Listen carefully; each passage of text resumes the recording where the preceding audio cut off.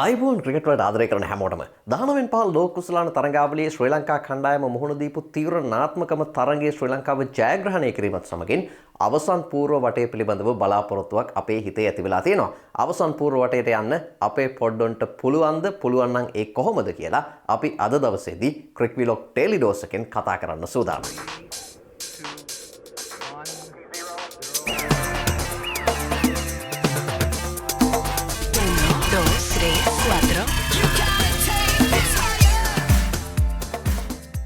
සියලුම ක්‍රීඩා භාණ්ඩ සහ ක්‍රීඩා ඇඳුම් පැළඳුම් සඳහා එකම තැන චාන්ස් ස්පෝර්ට්ස් බොරැන්. GS Sports ව්‍යායාමයේ විප්ලවීය වෙනස. Sri Lanka's first skill-based fantasy app. Download New Ball today. ශ්‍රී ලංකා කණ්ඩායම ඕස්ට්‍රේලියාව හමුවේ ලකුණු 58කට දැවී ගියාට පස්සේ ඊළඟ තරගයේදී සුපිරි කම්බැක් එකක් දෙන්න සමත් වුණේ ඇෆ්ගනිස්තාන කණ්ඩායම කඩලු 4කින් පරාජය කරමින්. ඇෆ්ගනිස්තානය මේ දක්වා තරගාවලියේ අපරාජිතව හිටපු කණ්ඩායමක් වීම විශේෂත්වයක් බවට පත් වෙනවා. ඔවුන් පළමු වටයේදී දකුණු අප්‍රිකාව, බටහිර ඉන්දිය කොදෙවුවන් සහ ටැන්සානියාව පරාජය කරමින් තමයි සුපිරි 6 දෙනාගේ වටයට ආවේ. මෙහිදී බටහිර ඉන්දිය කොදෙවුවන් ඇෆ්ගනිස්තානයේ හමුවේ අන්ත පරාජයකට උරුමකම් කිව්වා. ඒ වගේම දකුණු අප්‍රිකාව හමුවෙත් ඇෆ්ගනිස්තානයේ ලබාගත්තේ පහසු ජයග්‍රහණයක්. මේ නිසා ඇෆ්ගනිස්තාන කණ්ඩායම තරගාවලියේ ප්‍රබලම කණ්ඩායමක් විදිහට තමයි සුපිරි 6 දෙනාගේ වටයට අවතීර්ණ වුණේ. නමුත් ශ්‍රී ලංකා කණ්ඩායම ඇෆ්ගනිස්තානය සම්පූර්ණයෙන්ම පරාජය කරන්නට සමත් වුණේ 3 ඉරියව්වෙන්ම දස්කම් දක්වන්නට සමත් වෙමින්. ඇෆ්ගනිස්තානය මේ දක්වා තරග ක්‍රීඩා කළේ වින්ඩෝක් වල හයි පර්ෆෝමන්ස් ඕවල් ක්‍රීඩාංගණේ. ශ්‍රී ලංකා කණ්ඩායම දිගින් දිගටම තරග ක්‍රීඩා කළේ වින්ඩෝක් වල නැමීබියා ක්‍රිකට් ක්‍රීඩාංගණේ. මේ අනුව මේ තරගයේ පැවැත්වුණෙත් වින්ඩෝක් වල නැමීබියා ක්‍රිකට් ක්‍රීඩාංගණේ. මේක ශ්‍රී ලංකා කණ්ඩායමට එක්තරා පැත්තකින් වාසියක් බවට පත් වුණා. මොකද මේ ක්‍රීඩාංගණයේ තනතිරුව පිළිබඳව, මේ ක්‍රීඩාංගණයේ තනතිරු හැසිරෙන ආකාරය පිළිබඳව ශ්‍රී ලංකා කණ්ඩායමට පූර්ව අවබෝධයක් තිබුණා. නමුත් ඇෆ්ගනිස්තානයේ ජයග්‍රාහී මානසිකත්වයකින් මේ තරගයට අවතීර්ණ වුණේ ශ්‍රී ලංකා කණ්ඩායම තමයි අන්ඩර්ඩොග්ස්ලා විදිහට මේ තරගයට අවතීර්ණ වුණේ. කාසියේ වාසිය දිනා ගන්න සමත් වුණේ ශ්‍රී ලංකා නායක විමත් දින්සර. ඒ අනුව ඔහු තීරණය කළා ප්‍රථමයෙන් පන්දුවට පහර දීමේ වාරය ඇෆ්ගනිස්තාන කණ්ඩායම වෙතට ලබා දෙන්නට. සෙත්මික සෙනවිරත්න යලිත් වතාවක් ශ්‍රී ලංකා කණ්ඩායමට සාර්ථක ආරම්භයක් ලබා දුන්නේ කාලීඩ් අහමඩ් සායිව ලකුණු 5කට පිටින් ඉවත් කරමින්. ඉන් අනතුරුව සෙනුජ වෙකුණාගොඩගේ පන්දු රැකීම හමුවේ ෆයිසල් ශිනෝසාඩාව පිටියෙන් ඉවත් කිරීම මේ තරගයේ තීරණාත්මක සාධකයක් බවට පත් වුණා. ලකුණු 22ක් ලබා සිටියේදී ඔහු දුවද්දී දබා ගැනීමකට හසු කර ගන්නට සෙනුජ වෙකුණාගොඩ සමත් වුණා. ෆයිසල් මේ තරගාවලියේ පුරාම ඇෆ්ගනිස්තානයේ වෙනුවෙන් ලකුණු අතරේ හිටපු ක්‍රීඩකයා. ඔහු අර්ධ ශතක දෙකක් වාර්තා කරලා තිබුණා මේ තරගයට කලින්. විරාන් චමුදිත සහ කුගදාස් මාතුලන්ගේ පන්දු යැවීම හමුවේ ඇෆ්ගනිස්තාන ලකුණු පූර්ව ලකුණු 64කට කඩලු 4ක් විදිහට සටහන් වුණා. නමුත් ඉන් අනතුරුව සාර්ථක සබඳතාවක් ගොඩනගන්නට ඔස්මාන් සදාත් සහ අසිසුල්ලා මිකයිල් සමත් වුණා. ඔවුන් දෙදෙනා අතරේ 5 වෙනි කඩුල්ල වෙනුවෙන් ලකුණු 76ක සබඳතාවක් ගොඩනැගුණා. යලිත් වතාවක් ක්‍රියාත්මක වෙච්ච විරාන් චමුදිත ඔස්මාන් සදාත්ගේ කඩුල්ල ලබා ගැනීමත්, එවැගේම නායක විමත් දින්සරගේ පන්දු රැකීම හමුවේ අසිසුල්ලා මිකයිල් දුවද්දී දබා ගැනීමත් ශ්‍රී ලංකා කණ්ඩායම වෙතට තරගය සම්පූර්ණයෙන්ම හරවා ගන්නට සමත් වුණා.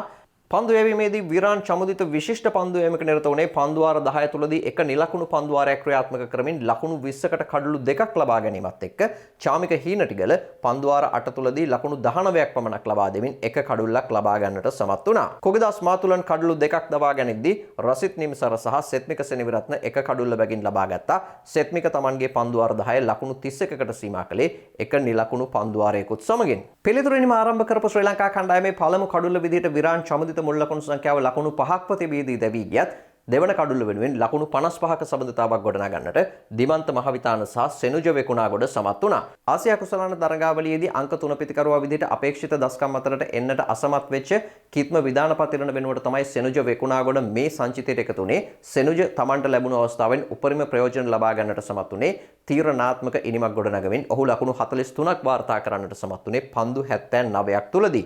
දිමන්ත මහවිතාන පන්දු 58කින් ලකුණු 37ක් රැස් කරන්නට සමත් වුණා. මේ දෙදෙනා පිටියෙන් ඉවත් කිරීමත් සමගින් ශ්‍රී ලංකා ලකුණු පූර්ව ලකුණු 130කට කඩලු 5ක් බවට පත් කරන්නට ඇෆ්ගනිස්තාන කණ්ඩායම සමත් වුණේ යම් පීඩනයක් ශ්‍රී ලංකා කණ්ඩායම වෙතට ලබා දෙමින්. නමුත් යලිත් වතාවක් සාර්ථක ප්‍රතිකරණයක නිරත වෙච්ච චාමික හීනටිගල නොදැවී ලකුණු 22ක් ලබා ගැනීමෙන් තරගයේ ශ්‍රී ලංකා කණ්ඩායම ආරක්ෂිතව ජයග්‍රාහී සීමාව වෙතට අරගෙන යන්නට සමත් වුණා. චාමික හීනටිගලට අගනා සහයෝගයක් ලැබුණා දුල්නිත් සිගේරාගෙන්. ඔහු පන්දු 45ක් තුලදී ලකුණු 30ක් වාර්තා කළේ 4 පහර 2ක් සහ 6 පහර 2ක් සමගින්. ඔවුන් දෙදෙනා අතරේ ලකුණු 52ක සබඳතාවක් 6 වෙනි කඩුල්ලට ගොඩ නැගුණා. මේ අනුව ශ්‍රී ලංකා කණ්ඩායම පන්දු වාර 46 පන්දු 5කදී කඩුළු 6ක් පමණක් දැවී ලකුණු 194ක් වාර්තා කරගනිමින් තරගයේ ජයග්‍රහණය වාර්තා කළා. පන්දු යැවීමේදී පන්දු වාර 8 තුලදී ලකුණු 19කට එක කඩුල්ලක් ලබාගත්. ඒ වගේම පිතිකරණයේදී නොදැවී ලකුණු 22ක් ලබාගත් චාමික හීනටිගල තරගයේ වීරයා විදිහට නම් කෙරුණා. මේ ජයග්‍රහණයත් සමගින් ශ්‍රී ලංකා කණ්ඩායම සහ ඇෆ්ගනිස්තාන කණ්ඩායම දෙකම ප්‍රසාද ලකුණු 4 බැගින් ලබාගෙන ඉන්නවා. හැබැයි ශ්‍රී ලංකා කණ්ඩායම ඕස්ට්‍රේලියාව හමුවේ ලබාගත් දරුණු පරාජයත් එක්ක ශුද්ධ ලකුණු වේගයේ පවතින්නේ ඍණ 0.18ක. ඇෆ්ගනිස්තාන කණ්ඩායමේ ශුද්ධ ලකුණු වේගය ධන 1.02කයි පවතින්නේ. කණ්ඩායම් දෙකටම තවත් එක් තරගයේ බැගින් තමයි ඉතිරි වෙලා තිබෙන්නේ. ශ්‍රී ලංකා කණ්ඩායමට ක්‍රීඩා කරන්නට තිබෙන්නේ දකුණු අප්‍රිකා කණ්ඩායම සමගින්. ඇෆ්ගනිස්තානයට ක්‍රීඩා කරන්නට තිබෙන්නේ අයර්ලන්ත කණ්ඩායම සමගින්. මේ අනුව මේ තරගාවලියේ මෙතෙක් ක්‍රීඩා කරපු ආකාරය දිහා බලද්දී ඇෆ්ගනිස්තාන කණ්ඩායම අයර්ලන්තයේ පරාජය කරන්නට වැඩි ඉඩක් තිබෙනවා. ශ්‍රී ලංකා කණ්ඩායම සහ දකුණු අප්‍රිකා කණ්ඩායම අතරේ කරට කර සටනක් පවතීවි කියලා අපිට අපේක්ෂා කරන්නට පුළුවන්.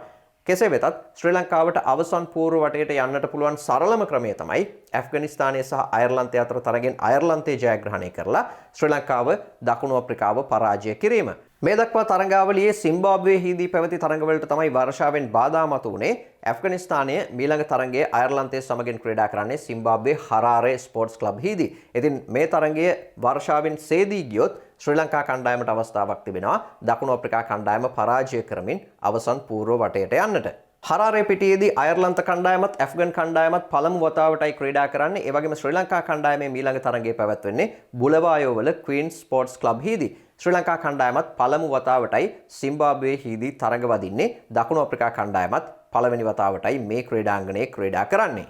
මීළඟ සෙනාරියෝ එක තමයි ඇෆ්ගනිස්තානයේ අයර්ලන්තය පරාජය කරලා ශ්‍රී ලංකාව දකුණු අප්‍රිකාව පරාජය කරලා ශුද්ධ ලකුණු වේගය මත ශ්‍රී ලංකාවට අවසන් පූර්ව වටේට යන්නට පුළුවන්ද කියන කාරණේ. මේක ප්‍රායෝගිකව ටිකක් අමාරු කාරණයක්. ඇෆ්ගනිස්තානය සහ අයර්ලන්තය අතර තරගෙන් ඇෆ්ගන් කණ්ඩායම මාජින් එකේ ජයග්‍රහණයක් ලබා ගත්තත් ශ්‍රී ලංකා කණ්ඩායම දකුණු අප්‍රිකාව පරාජය කරමින් ලකුණු 160ක පමණ ජයග්‍රහණයක් ලබාගත යුතු වෙනවා ශුද්ධ ලකුණු වේගය මත අවසන් පූර්ව වටේට යන්න නම්. ඉතින් මේක ටිකක් ප්‍රායෝගික තලයේ වෙන්න අපහසු දෙයක්.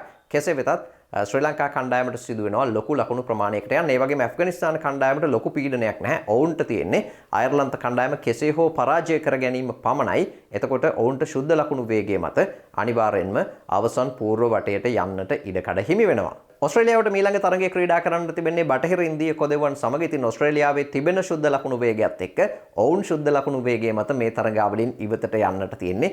ඉතාමත්ම අඩු ඉඩක් 101ක පමණ ඉඩක් තමයි එහෙම දෙයක් වෙන්නට ඉඩකඩ තියෙන්නේ. ඉතින් මේ අනුව බැලුවාම ශ්‍රී ලංකාවට ආයෙත් පාරක් අමාරු ටාස්ක් එකක් තියෙන්නේ. අපිට කන්ට්‍රෝල් කරන්නට පුළුවන් දේ තමයි දකුණු අප්‍රිකාව එක්ක තියෙන තරගයේ ජයග්‍රහණය කිරීම. එතනදී පුළුවන් තරම් ලොකු ජයග්‍රහණයක් ලබා ගන්නට උත්සාහ කිරීම පමණයි ශ්‍රී ලංකා කණ්ඩායමට කළ හැක්කේ. ඇෆ්ගනිස්තාන කණ්ඩායමට මෙතනදී තවත් වාසියක් තිබෙනවා. ශ්‍රී ලංකාව සහ දකුණු අප්‍රිකාව අතරේ තරගය තමයි මුලින් පැවැත්වෙන්නේ. ඒ අනුව මේ තරගයේ ප්‍රතිඵලය බලලා ඒ තරගයේ අනුව Tamanගේ ගේම් එක හරියට සැලසුම් කරගෙන ක්‍රීඩා කිරීමේ අවස්ථාවත් ඇෆ්ගනිස්තාන කණ්ඩායමට හිමි වෙලා තියෙනවා. ඉතින් මේක තමයි වයස අවුරුදු 19 15 ලෝක කුසලාන තරගාවලියේ ශ්‍රී ලංකාවේ තත්වය. ශ්‍රී ලංකාව හැම දෙයක්ම හොඳට කළත් හැමදාම මොකක් හරි පරහක් හිටිනවා. ඉතින් ඕස්ට්‍රේලියා කණ්ඩායම හමුවේ ශ්‍රී ලංකාව ලකුණු 58කට දැවී නොගියා නම් මේ තත්වය මීට වඩා සම්පූර්ණයෙන්ම වෙනස් වෙනවා. අවම වශයෙන් ශ්‍රී ලංකාව ඒ තරගයේදී ලකුණු 130ක් 140ක් ලබා ගත්තා නම් ශ්‍රී ලංකාවට අවසන් 4 දෙනා අතරට යන්නට සෑහෙන ඉහළ සම්භාවිතාවක් තියෙනවා. හැබැයි තාමත් අපේ බලාපොරොත්තු අතහැරිලා නැහැ.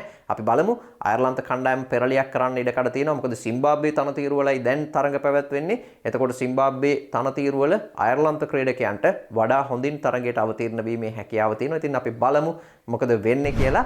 ක්‍රිකට් පිටියේ වෙන උණුසුම් රසවත් දේවල් නිවැරදිව දැනගන්න ක්‍රික් වීලොග් ඩේලි ඩෝස් එකත් එක්ක එකතු වෙලා ඉන්න. ක්‍රිකට් උන්මාදයට හොඳම බේත ක්‍රික් වීලොග් ඩේලි ඩෝස් එක හැමදාම ගන්න අමතක කරන්න එපා. අදට ගිහිල්ලා එන්න. ජය වේවා හැමෝටම.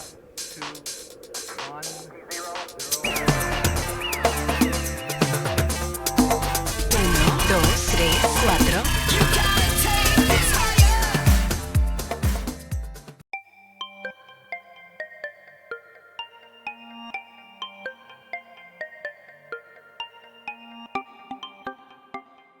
Three, two, one.